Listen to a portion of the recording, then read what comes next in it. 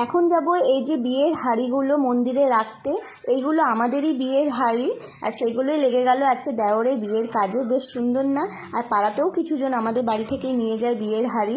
তো চলো মন্দিরে এখন এগুলো রেখে দিয়ে আসবো। এখন আজকে বিয়ের আগের দিন বিকালে এখন আমরা যাচ্ছি, কালকে বিয়ে, যাতে কাল সকালে আবার আমরা বাজনাবাতির সাথে একদম নাচতে নাচতে হাঁড়িগুলো নিতে যাবো। তো রাধাবল্লভ মন্দির আমাদের বাড়ির কাছে, সেখানেই রাখতে চললাম সবাই মিলে।